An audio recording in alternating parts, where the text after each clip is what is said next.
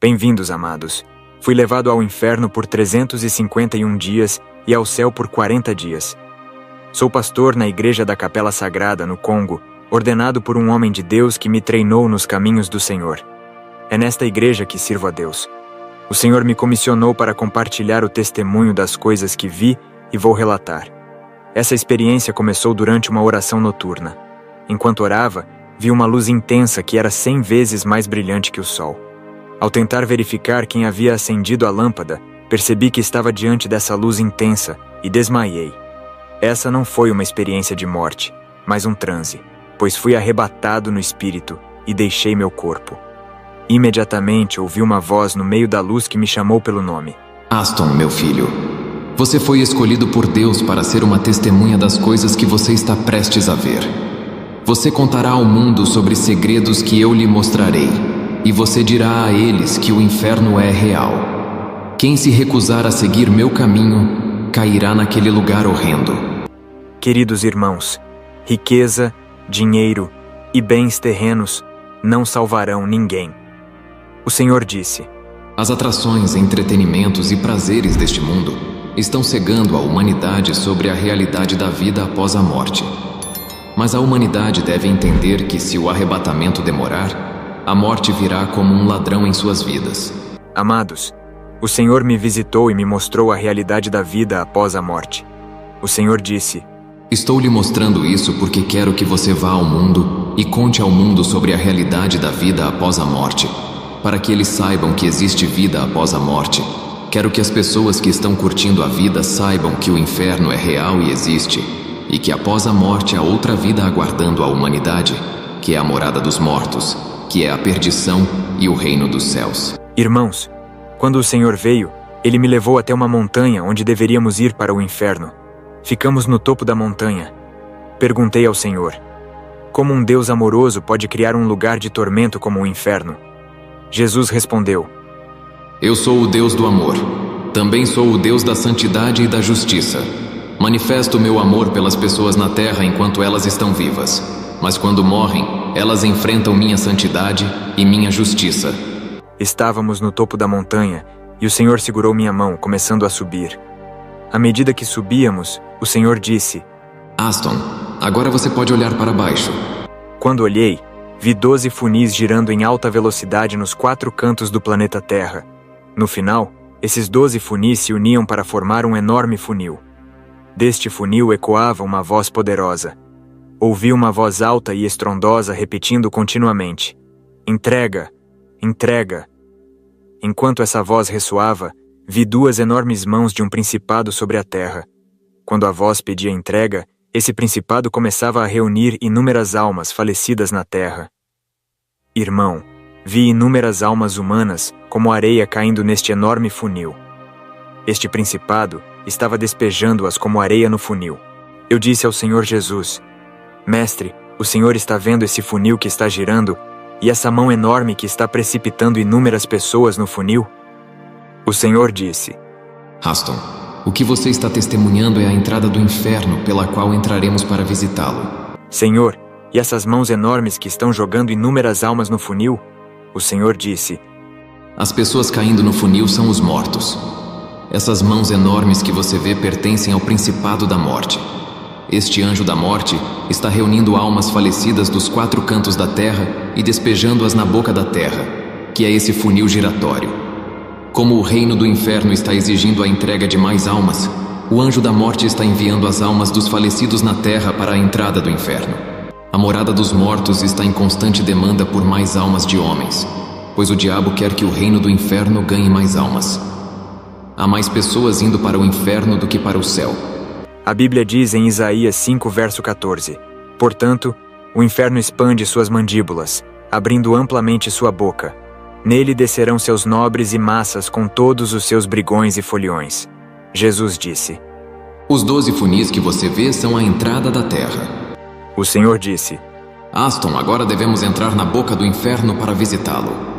Eu disse: Senhor, não precisamos. Eu direi ao mundo que o inferno é real.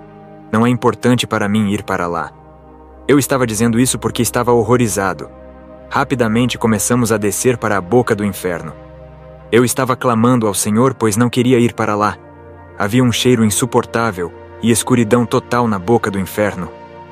Vi espíritos imundos que estavam acorrentados e presos nas paredes. Eles pareciam macacos, ursos, leões. Alguns deles eram humanos híbridos, humanoides, bestas e répteis que não existem na terra. Eu disse: Senhor, quem são essas bestas acorrentadas? O Senhor disse: Esses são espíritos malignos a serviço de Satanás. Eles aguardam as ordens do diabo. São demônios que destroem famílias na terra. Assim que o diabo lhes dá uma missão, a boca do inferno os vomita na terra. Enquanto descíamos para o inferno, esses espíritos malignos rugiam, assobiavam e faziam barulhos assustadores. Era horrível. Eles zombavam de nós e tentavam nos capturar, mas não podiam suportar a luz de Jesus Cristo. Irmãos, eu disse que no segundo dia dessa experiência, visitei as câmaras dos pecados sexuais. No terceiro dia, o Senhor veio e pousamos nas primeiras câmaras do inferno, que era a dos pecados sexuais. Passamos muitos dias naquela câmara. Estávamos em um corredor onde os portões das câmaras do inferno estavam alinhados. Ao olhar ao redor, vimos um portão que parecia não ter fim, onde estava escrito: Prisão de pessoas casadas. No portão, havia uma citação das palavras do Senhor em Mateus 19, verso 4 ao 6. Vocês não leram? Respondeu ele, que no princípio o Criador os fez homem e mulher, e disse: Por esta razão, o homem deixará pai e mãe e se unirá à sua mulher, e os dois se tornarão uma só carne, de modo que já não são dois, mas uma só carne. Portanto, o que Deus uniu, ninguém separe. Eu perguntei ao Senhor: pessoas casadas também estão aqui? O Senhor respondeu: Estas são pessoas que não mantiveram os princípios e não respeitaram o processo do casamento. Elas estão aqui. Quando entramos neste lugar, vi um demônio sentado em uma cadeira. Ele estava tocando música mundana e balançando. Enquanto esse demônio cantava canções imorais de música mundana, vi outra porta ao lado que estava aberta. Quando olhei, vi que estava escrito: O lugar dos casais divorciados e recasados. Assim que entramos pelo portão dessa câmara, ouvi um som de discussão e briga. 2 homens estavam discutindo por causa de uma mulher. O primeiro dizia: Ela é minha esposa, não sua. Deixe-a em paz. Notei que essas pessoas estavam em decomposição e suas partes inferiores estavam submersas em um mar de lava. As 2 almas estavam agarrando a mulher, resultando em uma altercação. Perguntei ao Senhor Jesus: Por que essas pessoas estão brigando por essa mulher? O Senhor disse: Vamos nos aproximar. Quando nos aproximamos, o Senhor disse: Paz, aquietai-vos. Como resultado, os homens soltaram a mulher que estava exausta, pois todos a puxavam. Vi que ela estava deitada na lava em chamas. Era horrível ver um ser humano queimando como um peixe no fogo. Um dos homens disse ao Senhor: Mestre, não fiz nada de errado. Mas essa mulher não é uma boa esposa. Casei-me com ela legalmente. Pouco depois do nosso casamento, fui enviado para a guerra no leste do país e fui atingido na perna, mas não morri. No entanto, as autoridades nos abandonaram na linha de frente e informaram nossas famílias de que estávamos mortos. Como resultado, minha esposa se casou com esse homem que está lutando comigo aqui. Como fui ferido naquela guerra, não pude lutar na linha de frente. Cruzei a fronteira para Ruanda e tentei encontrar uma maneira de sobreviver. Acabei em Uganda e depois fui para o Gabão. Finalmente, viajei para a Europa, na Espanha. Não tive contato com minha esposa. 10 anos depois, voltei ao Congo para encontrar minha esposa, com quem havia me casado legalmente. Quando cheguei, descobri que ela havia se casado e tido filhos. Apesar disso, tive contato sexual com ela, mesmo ela estando com outro homem. Quando morri, vim parar aqui. Quando o primeiro homem terminou sua história, o outro começou a explicar ao Senhor: Eu não fiz nada de errado. Então, quando conheci essa mulher, eu a encontrei com filhos e ela me disse que seu marido estava morto na guerra. Eu disse a ela que a amava apesar do fato de ela ter filhos e que eu me casaria com ela. No final do dia, nós nos casamos legalmente. Eu não fiz nada de errado, porque estou aqui.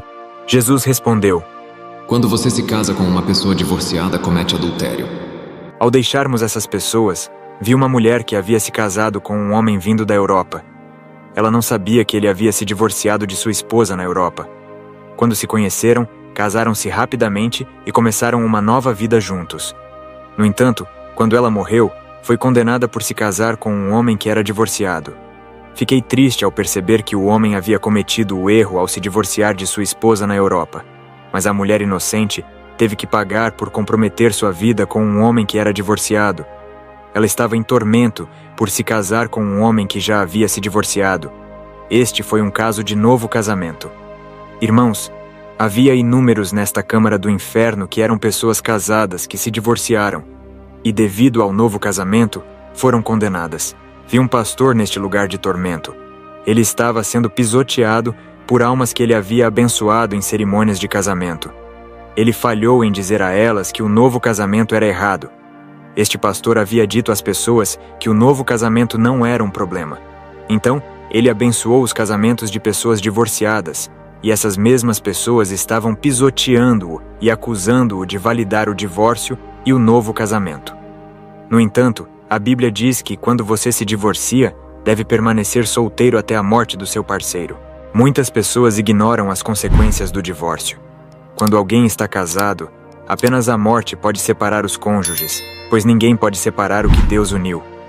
A única justificativa aceitável para o divórcio seria a fornicação. Irmãos e irmãs, mesmo que seu cônjuge o insulte ou maltrate, é necessário buscar a graça divina para resolver o problema, já que o divórcio é permitido apenas em casos de fornicação. Nesta Câmara, havia homens de Deus cientes de que membros de suas igrejas haviam se divorciado, mas ainda assim continuaram a abençoá-los. Esses líderes religiosos eram culpados e condenados a sofrer neste lugar de tormento. Na verdade, esses homens de Deus sofrem os tormentos mais extremos nesta câmara do inferno, pois incentivaram e aceitaram casamentos de pessoas divorciadas. Esse tipo de pastor era abundante neste lugar. Eles abençoaram pessoas que se casaram novamente após o divórcio. Qualquer pastor que pregasse a favor do novo casamento e abençoasse pessoas divorciadas em novas uniões era severamente punido neste lugar. Nesta câmara do inferno, havia inúmeras almas que se divorciaram e se casaram novamente. Eu vi pessoas de todas as raças, cores, nacionalidades e línguas. Nesta câmara, observei um pastor suspenso, amarrado e acorrentado em uma varanda de fogo. Diante dele, havia uma Bíblia aberta que ele devia ler. Esse pastor havia se divorciado de sua esposa, alegando que ela não era a parceira adequada para seu ministério e que precisava se casar com uma mulher que complementasse melhor sua obra. Enquanto ele lia as escrituras sobre casamento e divórcio, era insultado e ridicularizado pelas almas condenadas atormentadas no fogo. Essas almas, em profunda dor, trocavam insultos ferozes entre si. Elas diziam ao pastor: "Cale-se, idiota! Você era um pastor, por que está aqui? Como ousa falar conosco sobre questões matrimoniais? Você não tem autoridade para nos pregar o evangelho aqui." Enquanto essas almas o insultavam, ele também começou a insultá-las de volta. Irmão, toda vez que um homem de Deus abençoa alguém que está se casando novamente, ele está desobedecendo à lei divina. Ele deve se arrepender. Sempre que os membros da igreja comparecem ao novo casamento de um irmão ou irmã, eles também estão se colocando sob condenação. Irmão, você não deve participar dos casamentos de pessoas divorciadas. Você estará participando do pecado delas, validando-o e concordando com ele, pois o Senhor não valida tal união. Atos 17, verso 30 ao 31. Portanto, Deus, levando em conta os tempos da ignorância, agora ordena rigorosamente que todos os homens, em todo lugar, se arrependam, porquanto estabeleceu um dia em que há de julgar o mundo com justiça, por meio do varão que destinou, tendo dado prova a todos, ressuscitando-o dentre os mortos. O Senhor é contra o novo casamento. O Senhor disse: O diabo escolheu a autoridade estabelecida para influenciar os homens. Ele está usando o governo político e as leis do país para impor seu sistema a fim de capturar as almas dos homens. Mas a Escritura é o caminho. Quero dizer aos filhos de Deus que este ano é o ano da santificação, da retidão e da santidade. Se você gostou do vídeo, dê um like. Se não for inscrito, se inscreva no canal para novos conteúdos. Também compartilhe esse vídeo para mais pessoas. Deus te abençoe.